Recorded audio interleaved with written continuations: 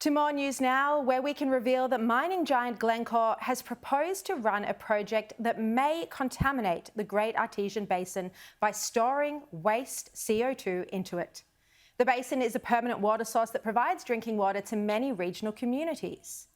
This has been revealed in a briefing note, a Glencore briefing note that we've obtained. It has their planned new carbon capture and storage project.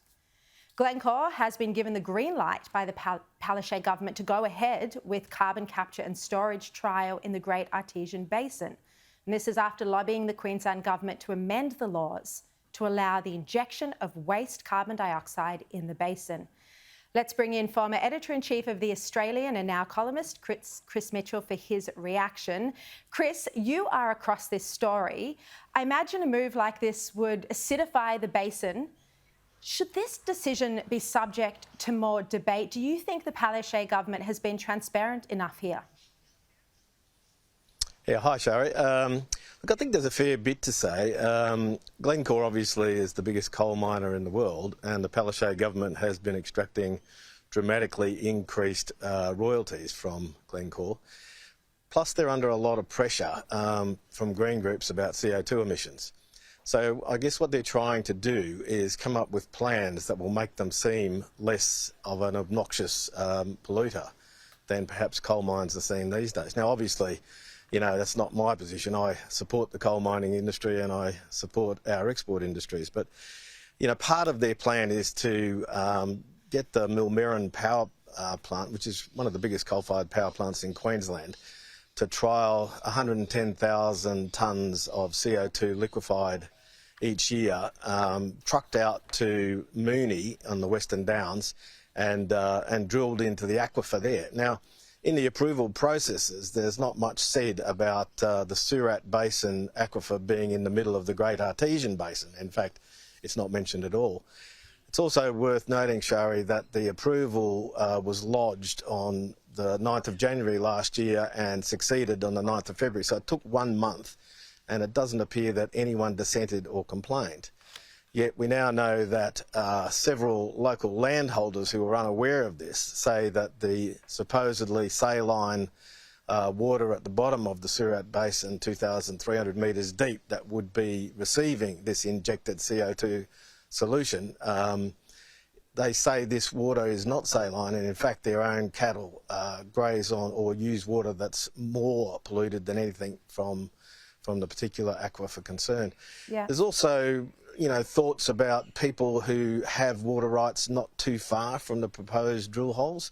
There's one particular large pork farmer who has an approval 10 k's away. Now, you know, the approval and the EIS suggest that the CO2 won't spread much more than 500 metres, but of course that's wishful thinking, and no one really knows what will happen once this stuff is 2.3 kilometres underground. There's also, you know, another 110,000 tonnes for the following 2 years, and then the company's talking about the potential for this aquifer to take 1 billion tonnes of CO2. So I suppose a lot of farmers in the area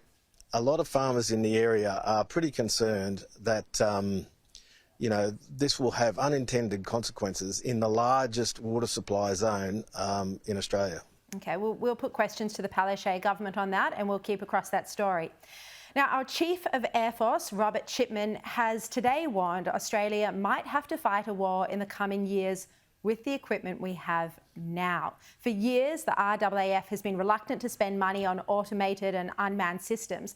But now Chipman has given a major speech. It's covered in the Australian newspaper today. And he says we need to buy large numbers of low-cost killer drones to give the RAAF greater mass to take on well-armed adversaries. Here's what he says in the newspaper. Chris Mitchell, how concerning is it to have this sort of admission that we are nowhere near ready for any combat? Well, Sharri, as you and I know well, because our friend Greg Sheridan has been writing about it for a long time, this has been one of the key flaws in defence procurement in our country for the last 30 years. And it is pretty amazing when you watch wars being fought in the Ukraine, largely via drones, to say that we don't have a single armed drone in our armed forces, and we have very few missiles as well. So I think this is a pretty wise development, and I think Greg will feel rightly that he's had a fair bit to do with lobbying for it. Yeah, and this is one area that China has been developing, unmanned, automated drones. Yeah. Now, the Labor veteran head of industry Super, Greg Combet, is backing Labor's kind of now discarded plans to revamp superannuation. He says the money saved by clamping down on tax concessions for the wealthy could be better spent helping projects for the poor. Chris, you've written a fascinating column on this topic this week, and you point out that one of the areas many journalists haven't been talking about is just how Labor's proposals could benefit their Labor mates, who are, so many of them, who are employed in industry super funds. Well, that's right. The industry funds are not like normal retail funds. And I think one of the big problems, Sharri, is that many of their investments are in CBD office space. So when you see the ad for the industry super fellow who's telling his daughter that, you know, he built that building over there, that's actually quite right. A lot of their investments are in those sorts of buildings. But of course, in a downturn, CBD property is not liquid in the way shares are liquid. So shares are bought and sold every day, and we know their price every day. In a downturn, we don't know the value of any building. Now, to that adds Greg Combet, you know, more talk about social investment, so social housing and more things to do with green energy. Now, he did say in his piece in the Fin and in his quotes in the Oz that, you know, these would depend on proper returns to superannuants. But I think it is dangerous, and I wonder at the logic of not letting young people who can't afford to buy their own home access to their super so that they could end up being homeowners, but then driving that same money into much less performing social housing, which will never earn any individual super holder the sort of money that their own private house will earn. Yeah, I know this, you know, Anthony Albanese on the project on Sunday night largely killed off any plans for super changes. He said it was now hypothetical, despite the government and the Treasurer, you know, spending a week talking about it. But do you think there would have been a case for changes to tax concessions for people who had millions in their super accounts? You know, if the Treasurer I actually think they have decided to do that. Yeah, look, I think they have decided to do that today, haven't they? I think Anthony has said that they will impose the 30% tax on any funds over $3 million. What I'd say about this, Sharri, is, you know, people aren't stupid, so they'll move their money to where they can get the concessions they want. And a lot of people will take the view, well, you know, more than $3 million, who needs that for their super? I also think, though, that there's a case that, you know, people who've got 400 million or up 100 million in their super are quite different from people who've got 3 million in their super. So, I mean, running a class war argument like this can have its downsides and can backfire.